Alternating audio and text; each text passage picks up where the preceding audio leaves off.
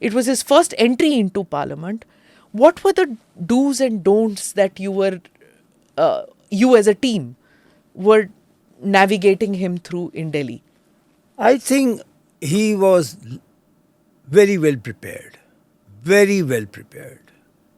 for the position.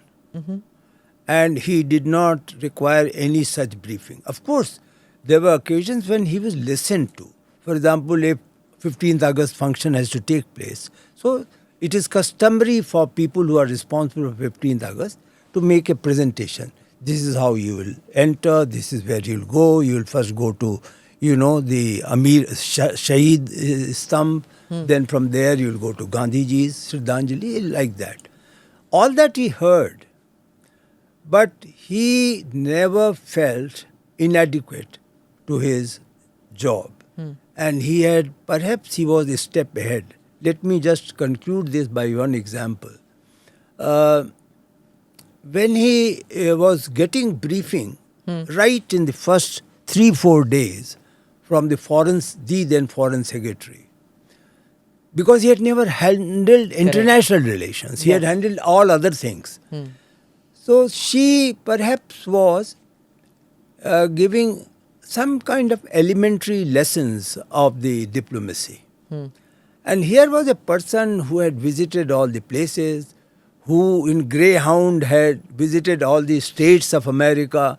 He had gone to Japan twice, he had gone to Beijing twice, he had negotiated for the release of some Gujarati students from China, etc., etc. He had his own ideas. In fact, it was his idea to call the leaders of the neighboring countries at the time of swearing-in ceremony. It was never the suggestion of the Foreign Affairs. Achha. It was entirely the suggestion of his, which was implemented by Mr. Ajit Doval, who then was not National Security Advisor.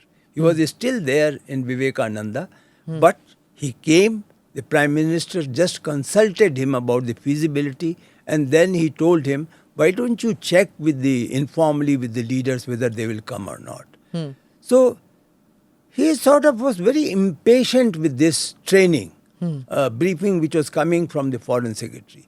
That temperamental mismatch between the Foreign Secretary and the Prime Minister was very evident. And it was clear that one has to go, and obviously that will be the bureaucrat who will go. And that's the price. He was ready for everything. He knew what will be his foreign policy. While briefing is required, background is required, but I think the direction was already predetermined.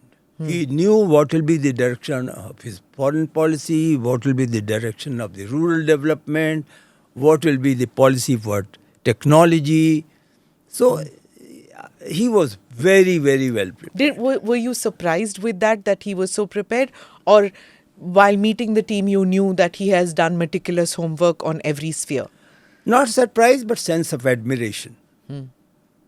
That was always there. Every time one attended the meeting, one always felt that he has learned something. That was all. Do subscribe to the ANI Clips channel to get shorter versions of this podcast. Click here to watch the full episode.